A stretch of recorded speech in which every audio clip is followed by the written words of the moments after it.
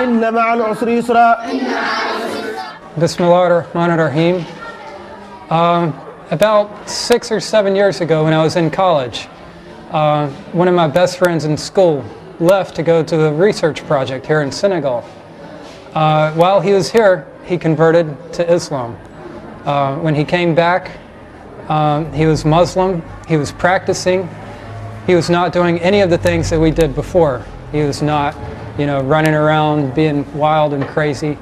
And it changed our friendship a lot. But I wasn't going to let a religion come between us. I stayed friends with him, and then just watching him over 5 years, seeing him grow as a Muslim, had a strong impact on me. Then I moved to New York, and he called me up one day and said, "Hey, my sheikh from Senegal is in New York. You should go visit him, go meet him, greet him."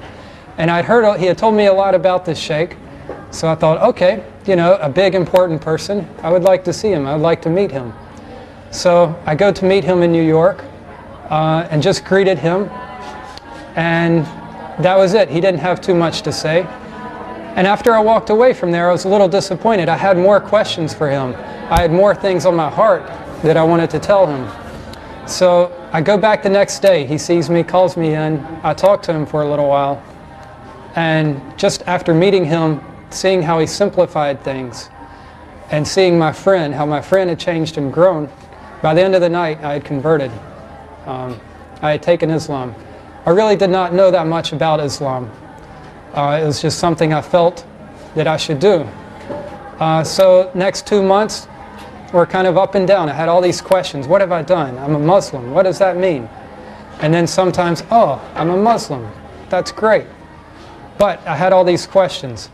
Ramadan was coming up. My friend was going to Senegal. He said, "Why don't you come with us? Go to Senegal." So I said, okay, why not? I have these questions. So I came here for Ramadan for 3 or 4 weeks. Got my questions answered. I saw this Islamic community and how it worked, and how strong it was. I came one other time to visit, and that second time I came to visit, I didn't want to leave. I was here. It was secure, it was safe, I could see everything working well. So I made arrangements to come back and study and teach for a year here, teach English, and study Quran, study Islam. I've learned how to read the letters. I can say them, I can pronounce them. Right now I'm working on Surat al-Layl. I just finished Surat al-Duha. So I plan to learn a few more surahs, maybe get learn one juice or 2 juices, and then start studying the Arabic language. So not only can I read it and pronounce it, but then I know what I'm reading and saying.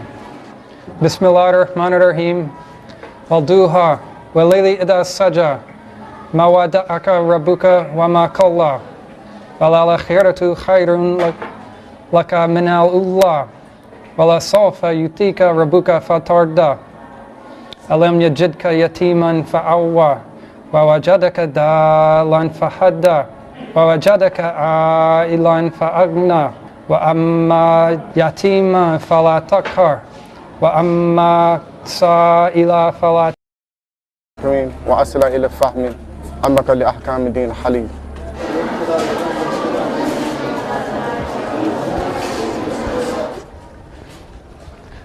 So I was telling your assistant, the kid sitting right to my left, one day I was reciting one of the surahs, Surah al-Adiyat. I happened to make eye contact with him, and as soon as he heard what I was saying, heard maybe 2 words, he joined in and carried me the rest of the way reciting the surah.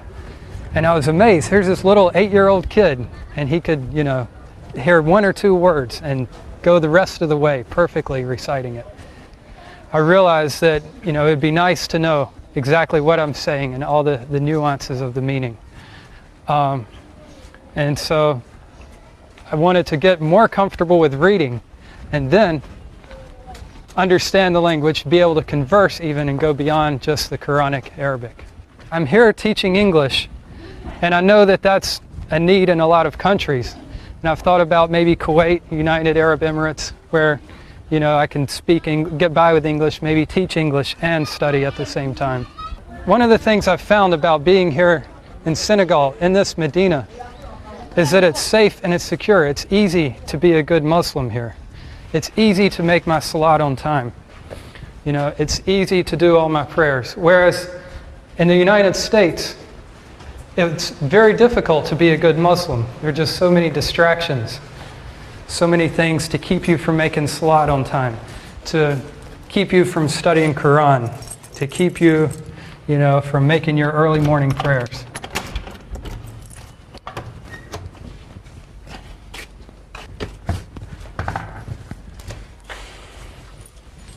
And this is my room, along with Ibrahim, who has been here for 12 years.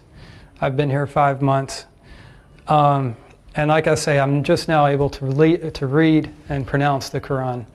Ibrahim has been a big inspiration on me, not only for just watching him live as a good Muslim, but seeing him being able to even converse and speak Arabic.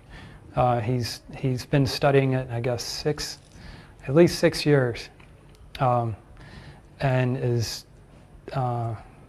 much farther